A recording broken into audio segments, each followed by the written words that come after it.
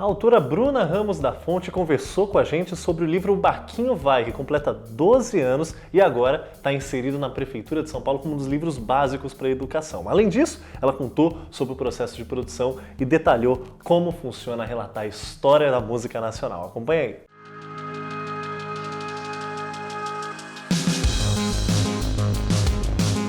Estamos com Bruna já, tudo bem, Bruninha? Perdão, você tem Bruninha, eu não posso te chamar de Bruninha? Eu falo não, isso tá porque temos uma intimidade depois que tivemos nossa live em 2021 muito legal sobre um dos livros que está aqui presente, que é a biografia do Sidney Magal. Mas eu tô vendo um montão aí no seu colo, que são obras muito legais. Boa parte delas biografias da história da música brasileira, e não só brasileira, tem Mozart aí no meio, tem também escrita terapêutica que fala sobre tudo em relação ao que você coloca pra fora, enfim. Antes de tudo bem com você? Melhor agora aqui pessoalmente com vocês, porque nós ficamos nessa pandemia nos falando à distância, falando de casa, né? Sem essa coisa gostosa da gente se ver, se encontrar, bater um papo. Porque quando a gente faz online é aquilo, é na hora que a gente combinou, abre a câmera, terminou, fechou e a gente não consegue se ver, bater um papo, se conhecer um pouco mais. Então é uma delícia estar aqui hoje na editora com vocês. Maravilhoso. Ó, citei um montão de livro, eu acho muito sensacional, que são obras muito legais, muito bem faladas, e eu citei que boa parte são sobre música. Como é esse processo de escrever sobre uma coisa que está integrada na vida de todo mundo e entrar a fundo sobre isso? Tem biografias, tem coisa que explica história, até poemas que serão musicados. Como funciona esse processo para ti? Olha, na verdade a música para mim ela sempre foi uma paixão muito grande, né? Eu sou do ABC e lá no ABC a gente teve uma efervescência musical muito grande, né? Então você teve muitos artistas, Caetano, Ney Matogrosso, Secos e Molhados, que estrearam muitos shows lá no ABC, porque tinha a questão dos movimentos sindicais, que muitos desses artistas estavam ali ligados aos movimentos, né? Eu sou nascida em São Bernardo, moro em Santo André, então é claro que Santo André sempre foi um berço disso, né? De música, de muita coisa de qualidade, de muita coisa boa, e a gente teve durante muitos anos um dos melhores teatros da América Latina, eu aqui fazendo a propaganda da minha cidade, Santo André, claro.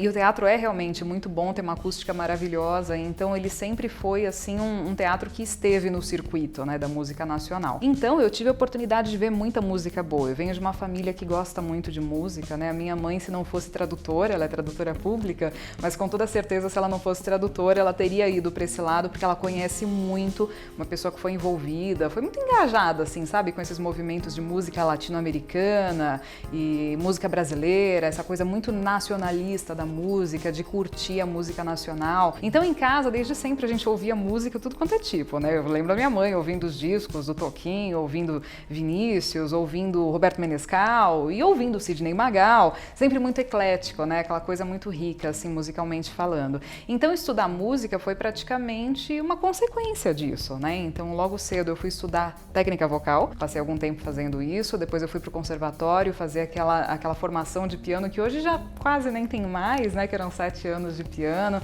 e você tinha que ter um segundo instrumento, um terceiro instrumento. Então, eu toquei órgão eletrônico também, eu estudei história da música no conservatório, toquei violino numa orquestra e essa foi a minha trajetória. Mas eu sentia muita falta de literatura mais acessível sobre música, porque é o tipo de coisa que, assim, se a gente for parar para analisar, a gente teve lá atrás um público que ele tinha total condição de entender melhor a história da música, a geração das nossas mães, das nossas avós, porque aí entra um aspecto muito interessante da história. Durante muitas décadas, você tinha uma matéria na escola chamada Canto Orfeônico, que quem, na verdade, conduziu, estruturou essa matéria foi Heitor Villa-Lobos. Então, o cara, ele dava uma formação musical, e isso fez parte durante algumas décadas aqui da nossa educação básica, né? Então, você formava ali ouvintes e músicos, pessoas muito interessadas em música. A partir do momento em que o canto orfeônico saiu das escolas, o público ouvinte ele também passou a ficar com menos elementos, a ter um repertório menor para entender, né, a história da música, o que está por trás, porque realmente a música ela é uma consequência do seu tempo, né? Então você quer entender a história de um tempo, entenda a música, porque a música é uma expressão das ideias, dos ideais, das questões do seu tempo, não é o contrário. Então eu sentia sentia muita falta disso, porque eu falava, eu tenho uma formação musical que me permite entender a fundo o significado disso, a intenção dessa música, essa letra, esse movimento, mas e as pessoas que não têm? Então, por conta disso, quando eu comecei a escrever sobre música, foi uma coisa muito natural, foi dentro do conservatório mesmo, porque a gente tinha aquela coisa de história da música, todo ano ter que apresentar trabalhos. O conservatório era uma coisa muito rígida, né? Então, tinha que apresentar uma série de trabalhos ali, de história da música, de história dos compositores, e ali foi nascendo essa coisa da pesquisa musical na minha vida, né? E foi chamando atenção, e foram me incentivando, e foi acontecendo, até que eu comecei efetivamente a biografar. Só que quando eu comecei a biografar artistas da música brasileira, e como você disse também, da música internacional, porque eu escrevi um romance biográfico sobre Mozart há alguns anos, eu tinha muito essa preocupação de escrever para pessoas que não leriam sobre aquele tema. E hoje, para mim, é uma satisfação muito grande, porque está fazendo 12 anos, né, que eu e o Roberto Menescal lançamos esse livro maravilhoso, que é o Barquinho Vai. Barquinho Vai. Barquinho Vai, um livro muito legal com histórias da memórias, né, do Menescal, que foi esse cara que não só ele foi um dos criadores da Bossa Nova, mas foi um grande produtor, o cara que descobriu aí grandes nomes da música brasileira, que contratou Raul Seixas, o próprio Sidney Magal, ele teve uma grande atuação na carreira do Magal, discos fantásticos da nossa música, tipo Construção do Chico Buarque, é uma produção dele. Então você pega a Rolling Stone, tem aquela lista dos 100 maiores discos da história, vários foram produzidos ou dirigidos pelo Roberto Menescal. Então é um cara muito importante da nossa música, né? Tanto que nós, na sequência, tivemos o convite para fazer esse outro livro, que é essa tal de Bossa Nova, em 2012, que esse ano a gente vai relançar também esse livro. Faz a edição de 10 anos, né? Edição de 10 anos. Então esse ano a gente está comemorando 10 anos da publicação desse livro, 60 anos do histórico show no Carnegie Hall, que foi o show que colocou a Bossa Nova aí famosa para o mundo inteiro. Foi a primeira vez que a Bossa Nova realmente saiu do Brasil para ser ouvida pelo mundo todo. E 85 anos do Roberto Menescal, que é um dos poucos nomes da Bossa Nova que ainda está aqui com a gente, ainda está vivo, né? Então é uma delícia ter ele junto com a gente, fazendo eventos, vai participar agora dos lançamentos, dos eventos e tudo mais. Mas a minha preocupação era justamente escrever para esse público que não leria uma biografia tradicional, que não leria um daqueles livrões assim, sabe, técnicos sobre música e tal. Então eu comecei a escrever pensando no jovem, pensando, sabe, que a gente precisa renovar para que a música continue viva, ela tem que ser acessível. Se você deixa aquela coisa muito distante, muito inacessível, lá no alto daquela montanha, as pessoas não vão chegar até lá. Né? Então é justamente esse o trabalho que eu tenho feito ao longo desses anos. E esse trabalho, agora você falou sobre o estudo da história da música, em específico o Barquinho Vai agora foi integrado na Prefeitura de São Paulo como uma das obras que são incluídas no ensino.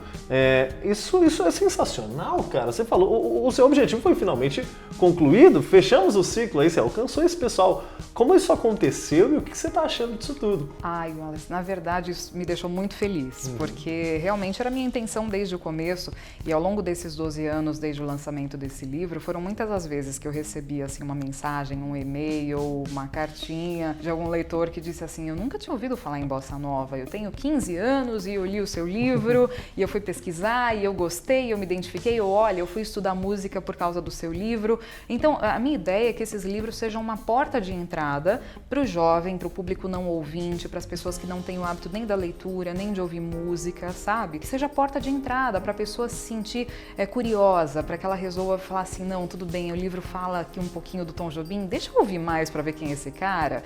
Ah, esse livro fala de um disco que ele produziu dos Novos Baianos, deixa eu ouvir Novos Baianos e ver como é que é, né? E nesse livro, essa tal de Bossa Nova, a gente levou isso ao extremo, porque nesse daqui, além das histórias do Roberto Menescal, eu também incluí um top 5. Então, por exemplo, tem um momento aqui em que o Roberto conta de quando conheceu Astor Piazzolla na Argentina, né?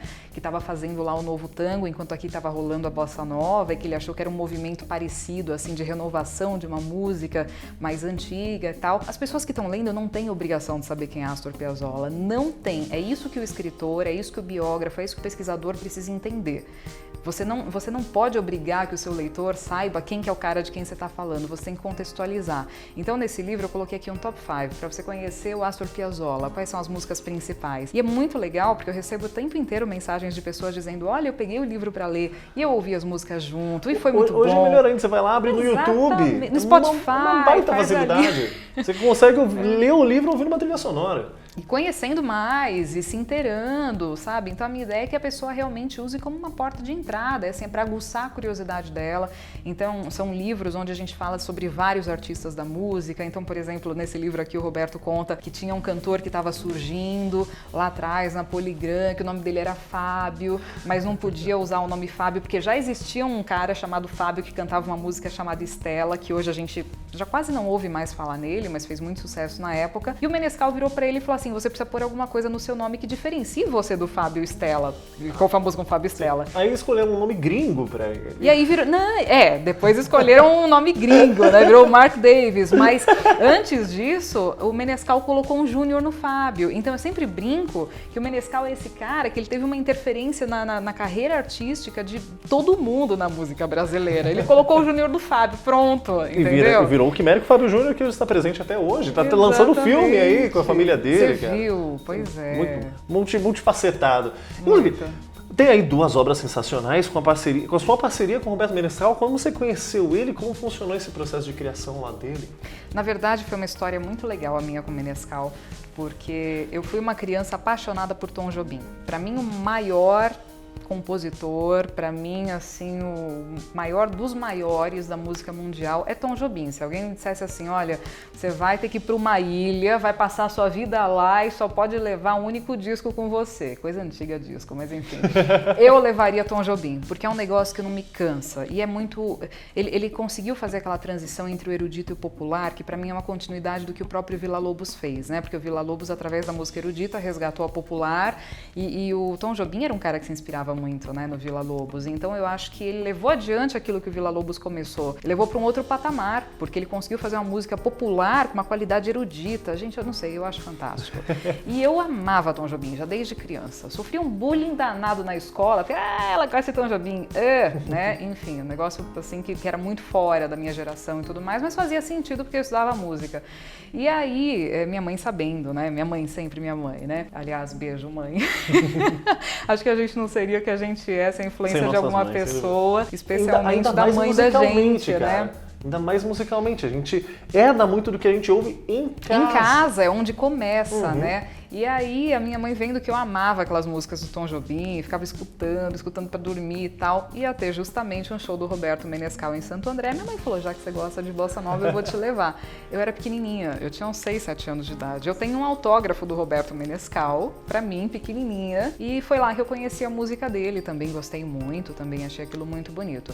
E depois, lá mais pra frente, já adulta, eu fui trabalhar numa revista, então a gente tinha que fazer uma edição ali de 50 anos da Bossa Nova, né, comemorativa dos 50 anos da Bossa Nova, isso foi no ano de 2008, e aí eu lembrei do Roberto Menescal, falei, vou fazer uma entrevista com ele, e foi quando a gente conversou pela primeira vez, e aí eu fiquei sabendo de histórias que as pessoas não conheciam, porque vamos pensar que em 2008 a gente não tinha esse conteúdo na internet que a gente tem hoje, você digitava o nome de alguém, você tinha meia dúzia de coisas, você ainda não tinha esses acervos digitalizados, você ainda não tinha tanta informação. Ainda mais para conteúdo em português. Exatamente, você não tinha tanta coisa assim, né? E aí, depois da entrevista com ele, eu falei, gente, esse cara é genial, ele foi produtor muitos anos do Raul Seixas, ele fez tanta coisa importante, ele tem tantas vertentes aí que ele passeou, né, e até da música internacional, porque ele tem histórias ótimas com o pessoal do rock, Mick Jagger, sabe, ele tem histórias ótimas. E aí eu falei, alguém tem que ter escrito um livro sobre esse cara, e eu fui buscar na internet e não tinha, só tinha a história da música do Barquinho repetida milhões de vezes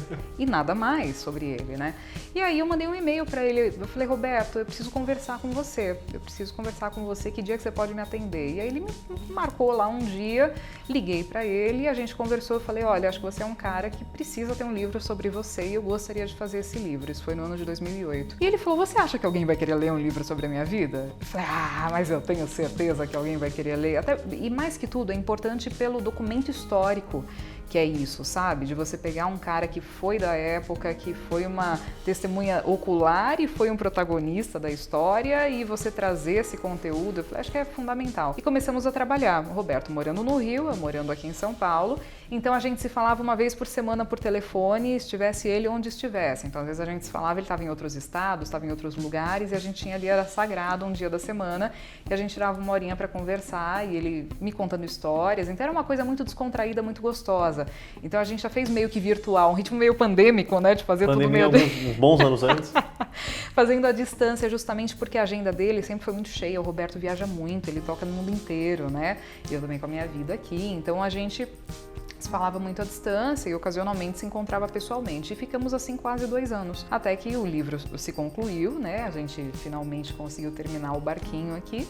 E foi publicado pela Vitale, deu muito certo, chamou muito a atenção das pessoas justamente por trazer uma estética muito diferente.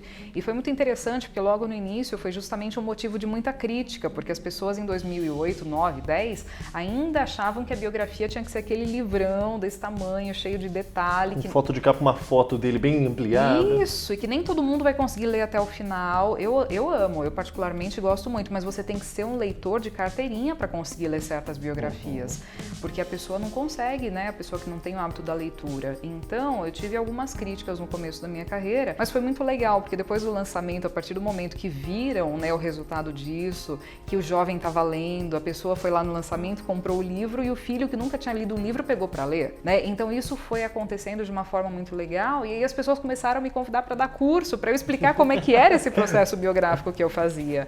E hoje tem muitos biógrafos que estão por aí lançando livros e são renomados e tal, e muitos fizeram um curso comigo, justamente pra gente debater, discutir essa nova estética da biografia, sabe? A biografia não precisa ser essa coisa, sabe, que você fica 20 anos escrevendo. E o fato de você poder dar voz ao biografado também é muito legal, porque assim, daqui a 30 anos eu espero que a gente tenha 30 biografias do Menescal.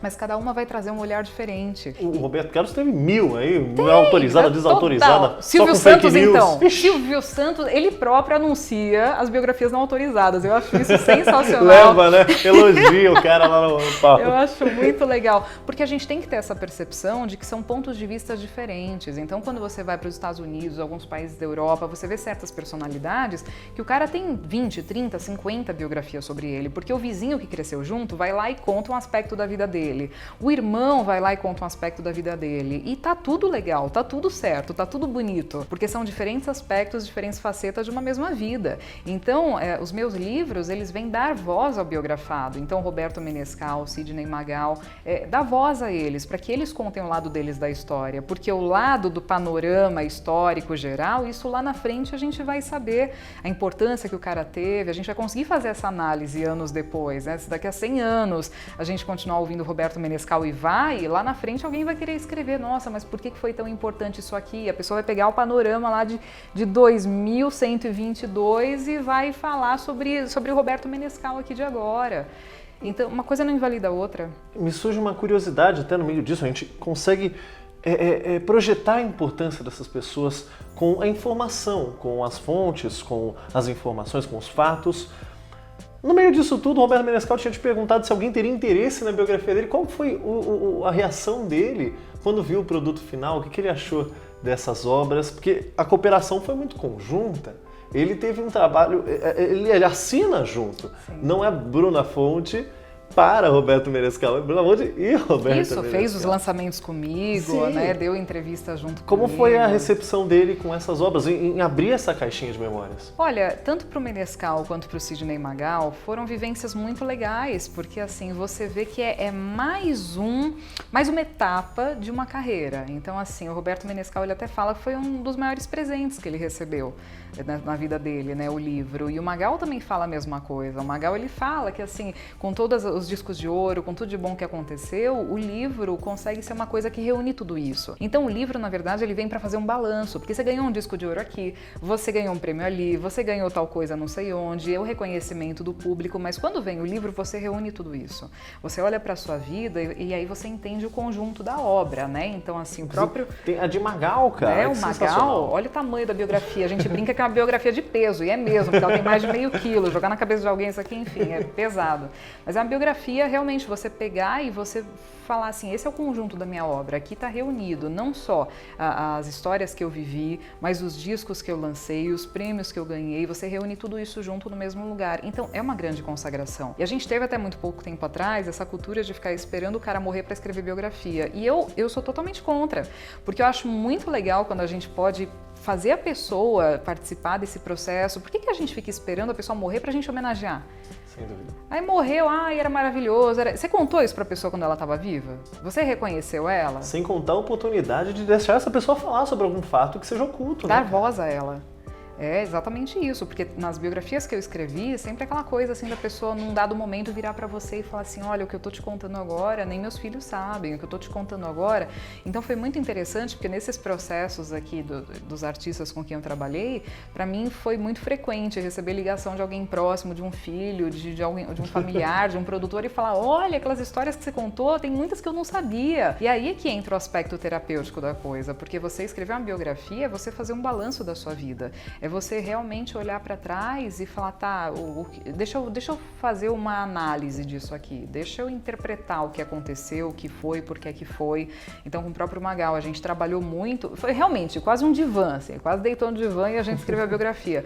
A questão da mãe dele, que queria ser cantora, e o quanto que ele realizou esse sonho dela através da própria carreira dele, o quanto que ela influenciou ele em termos musicais, de abrir esse mundo que a gente estava falando agora há pouco, da importância das mães e tal, e o quanto que ele acabou por tabela, né, realizando esse sonho que ela tinha. Então, tem uma importância muito grande, porque uma biografia bem conduzida para um cara que está aqui com a gente é um grande processo de análise, é um grande processo terapêutico que eu diria para você que pode, inclusive, mudar a trajetória da pessoa dali em diante. E são perfis diferentes, porque, por exemplo, o Magal é um cara que ele é muito... Ele fala muito, ele gosta muito de falar. A gente teve conversas nossas que duraram 14, 15 horas. A gente olhar para o relógio e falar assim, meu Deus, é 1h, 2h da manhã, a gente não comeu, vamos pedir uma pizza? E o contraste com o Roberto, que tinha hora marcada uma vez por semana de tal período, isso é muito louco. E que é uma outra forma de trabalhar muito interessante, porque o Menescal, por ele ser um produtor, o Magal é o artista, o Magal é o cantor, o Magal, né? Eu ia perguntar justamente isso, o Magal é uma projeção midiática que o Roberto não é. O Roberto Menescal, ele é conhecido também por suas composições, mas pela autoria de muitas coisas, de muitas produções, de discos, de álbuns. E Magal aparece muito até hoje, Magal na publicidade. Assim. Como foi a diferença de projetar essas pessoas para um livro? É uma diferença muito grande, até inclusive dessa dinâmica de você trabalhar, porque o artista, né, ele tem esse lado de querer mostrar, de querer falar, de querer dividir, de querer compartilhar. O Menescal produtor era o cara objetivo, nós temos 1h, então em 1h, o que a gente vai conseguir falar? Sábado agora mesmo, a gente fez uma conversa, né, pra gente atualizar alguns pontos aqui do nosso livro, eu falei, quanto tempo você tem? 3 horas. E eu dividi tudo que eu tinha que falar com ele nas 3 horas. Então, é um trabalho de produtor. É muito interessante. E eu aprendi muito com todos eles. Eu aprendi muito com os outros também que eu biografei, mas que não quiseram publicar as biografias, que são algumas pessoas por aí. Eu aprendi muito com todo mundo. Então, claro que eu fui estudar psicanálise, eu fui me especializar para entender a melhor forma de conduzir esse processo. E tendo muito respeito, sabe? Inspirando muita confiança. Porque, infelizmente, a gente vê, às vezes, algumas pessoas que eu não vou chamar de profissionais, eu vou dizer que são justamente não profissionais, né, que querem pegar justamente aquele ponto polêmico, aquele ponto delicado da vida do artista e falar sobre aquilo de qualquer maneira. Eu acho desrespeitoso, eu acho que assim, quando a gente tem uma abordagem respeitosa com a vida da pessoa, entendendo o impacto que certas coisas podem causar, não é que a gente vai deixar de falar não, mas a gente vai abordar com mais delicadeza, tanto que eu tenho um curso, né, de formação para biógrafos que se chama Biografando, a delicada arte de escrever biografias. Se você está escrevendo sobre alguém que já morreu, a pessoa já foi, Mozart, né? Morreu faz 200 anos, tanto faz, não tem nem herdeiro vivo, acabou. Vai ter choro acabou. dele, no máximo um choro da família. Exatamente, não vai ter muito impacto, né, você revisitar certas coisas. Agora, quando você está falando de um cara que está vivo e você resolve trazer uma polêmica, um negócio complicado da vida, do dia a dia, da família e tudo mais, isso às vezes destrói a vida do cara. A gente vê isso acontecer o tempo inteiro na internet agora, porque foram lá e criaram uma notícia, exageraram uma fake news, porque distorceram uma informação. Pronto, cancelou o cara, acabou. Até em podcasts hoje em dia, que é uma coisa que se tornou tão popular, mas com pessoas que não possuem a capacitação ou a delicadeza de fazer um tipo de pergunta que pode atingir uma ferida terrível, cara. Inclusive, me surgiu, no meio dessa questão, uma curiosidade. Vai surgindo curiosidades, várias, sem dúvida nenhuma. Muitas delas respondidas aqui, que valem a pena vocês acompanharem as obras de Bruna. Mas surgiu uma. Em meio a esse processo de conhecer a fundo essas caixinhas das pessoas que você acompanhou, qual foi a coisa que mais te chamou a atenção? De todas as histórias que eu já tive contato? Eu creio que você teve muitas histórias, então pode selecionar alguma que te pintou agora na cabeça. Logicamente não é a principal, mas pode surgir alguma coisa que te chamou a atenção. Uma coisa que me chamou a atenção, olha, isso tem a ver com o momento atual que a gente está vivendo, Perfeito. Porque assim, a gente enquanto está vivo, todos nós somos seres desejantes, né? A gente quer realizar coisas, a gente quer buscar coisas, a gente quer realizar, conquistar, né? E quando eu estava biografando o Magal, eu me lembro que teve uma tarde que a gente se encontrou aqui em São Paulo, antes de uns shows dele e tudo mais, e ele disse pra mim, ele falou, ai Bruna, tudo isso que eu tô te contando, eu queria tanto um dia poder ver isso num palco, num musical, mas eu acho que eu não vou ter essa chance. E aí, Wallace, aconteceu um negócio muito legal que eu me sinto muito feliz e honrada porque eu passei a fazer parte dessa história. 3 meses depois do lançamento do nosso livro, os produtores, mesmo os produtores, né, que fizeram Rita Mora ao Lado, entraram em contato com a gente, querendo transformar o meu livro no musical da vida do Magal. E desde então, nós começamos a trabalhar juntos nessa produção, a gente vai estrear agora em outubro, né, o musical Sidney Magal Muito Mais com Amante Latino, e me traz uma emoção muito grande isso, porque lá atrás ele disse pra mim que ele achava que ele nunca ia ter essa oportunidade de ver a vida dele no palco. Ele falou pra mim, ele falou, eu queria que as pessoas vissem no palco que o Magal cantava Granada antes da fama, que o Magal queria ser um artista erudito, mas o Vinícius de Moraes, que era primo dele, falou, olha, não vai ter espaço para isso no Brasil, porque já naquela época viver de música erudita, viver de música nunca foi fácil, viver de música erudita então menos ainda, né? Então, ele falou, eu queria que as pessoas vissem que eu sou mais que isso, daí veio até o título, né? Muito mais que um amante latino, não é só um amante latino, não é só o cara cigano, não é só o cara da Sandra Rosa Madalena, é muito mais, alguém que tem uma formação musical muito densa. Então, essa história, ela me tocou muito, esse sonho do Magal, essa minha história com ele na prática, né? Porque eu passei a ser a pessoa que conseguiu realizar de certa forma, que está conseguindo realizar esse sonho dele. E eu sou a roteirista desse musical. Então, no momento em que eu estou escrevendo, nos momentos em que eu estou agora finalizando, fechando o roteiro, é uma emoção tão grande, é uma responsabilidade tão grande, sabe? Você dizer assim, tá, eu tô sendo um instrumento mesmo, sabe? De realização de um sonho, que é justamente isso, é da visualização do que foi essa carreira até aqui, desse balanço, dessa importância, dessa marca, desse legado que ele é para a música brasileira. Então eu acho que antes de tudo, pra gente poder fazer um trabalho bom como biógrafo, você tem que amar muito o que você faz, você tem que ter um respeito muito grande pelas pessoas, você tem que entender o poder que tem a palavra, a profundidade que tem a palavra, porque uma palavra, ao mesmo tempo que ela pode elevar, ela pode destruir. Você tem que entender muito dessa medida das coisas. E aí entra um ponto que eu acho muito importante, que é o seguinte, a gente aqui no Brasil, a gente não tem uma cultura de estudar. Estudar, se aprofundar, ir mais a fundo nas coisas, a gente não tem muito essa cultura, né? A gente tem aquela coisa às vezes muito mais superficial, você falou agora há pouco de podcast, de vídeos, de internet e tudo mais. O que me preocupa um pouco às vezes é que você vê que tem muitas pessoas que estão aí, claro, devido a essa acessibilidade, né, que a internet nos deu, da gente poder fazer o nosso próprio canal, da gente poder produzir o nosso próprio programa e tudo mais. Às vezes eu me preocupo quando eu vejo que tem pessoas, por exemplo, que se propõem a falar sobre música e não vão estudar música. Nossa! Se propõe a falar sobre política, mas não sabe do que está falando, né? Então isso me preocupa muito porque você está atingindo pessoas, você está influenciando pessoas e você tem que ter um preparo muito grande para isso. Formando opiniões. Formando opiniões. E ainda sem bases técnicas. Não, e quando você vai para a arte, isso parece que é um pouco pior, porque as pessoas têm uma cultura às vezes de achar que a arte é mediúnica.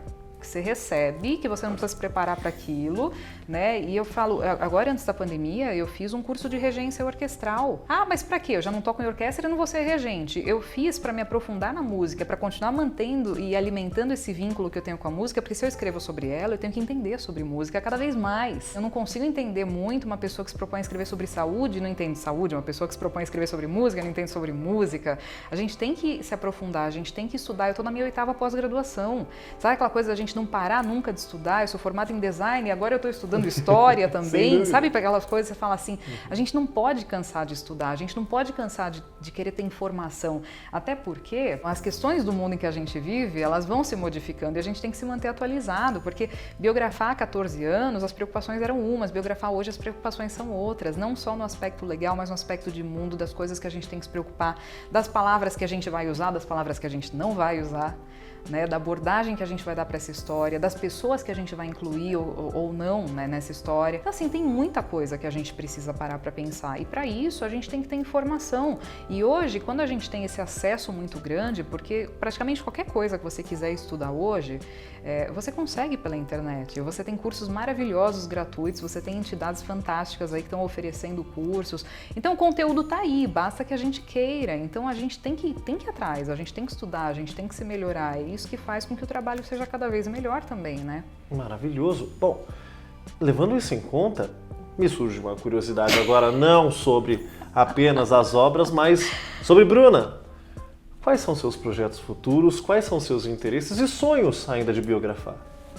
Olha, os meus projetos futuros, eles são presentes projetos futuros, porque eu estou construindo os projetos futuros, né? Até porque como você tem uma demora nesses processos burocráticos e de leis e tudo mais envolvido para você poder fazer e viabilizar um projeto, então tem muita coisa que está acontecendo, mas vai se realizar num futuro. Você fica planejando os seus projetos, isso é muito... Eu tenho medo às vezes de jogar uma granada e surgir uma biografia muito boa.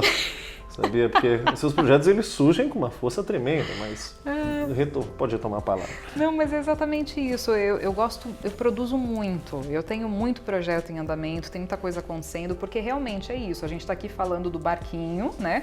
Que é um livro que foi escrito há 12 anos e que está aí. Inclusive um detalhe que a capa quase foi de Oscar Niemeyer. Quase que a capa foi desenhada por Oscar Niemeyer, porque o Fernando Vitali, que é a pessoa que está à frente da editora Irmãos Vitali, era muito amigo do Niemeyer. E quando a gente pensou nessa capa, a gente queria homenagear o Rio de Janeiro e a gente queria homenagear o Niemeyer também, né, com as curvas, né, dele ali e tudo mais.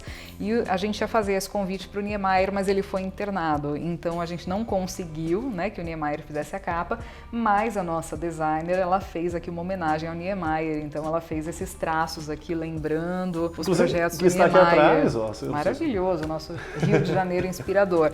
Então, você vê que é um projeto que hoje a gente está falando nele, mas ele foi escrito há 14 anos, na verdade. Comecei em 2008, então assim, são coisas que elas levam tempo. E eu acho que está aí um ponto que a gente também precisa reaprender, porque hoje com a informação, com a rapidez, com a tecnologia da comunicação e tudo mais, a gente quer tudo para ontem. E na verdade não, as coisas levam tempo, né, para elas amadurecerem, para elas darem resultado. Quando você começa a olhar na literatura, na música, às vezes você está plantando uma semente aqui hoje que vai rolar daqui a 30, 40 anos, 20 anos, não sei, a gente não tem um poder sobre isso. Então, hoje tem muitos projetos interessantes acontecendo. Nesse momento eu estou finalizando o roteiro aqui do musical do Magal, que está sendo um projeto fantástico.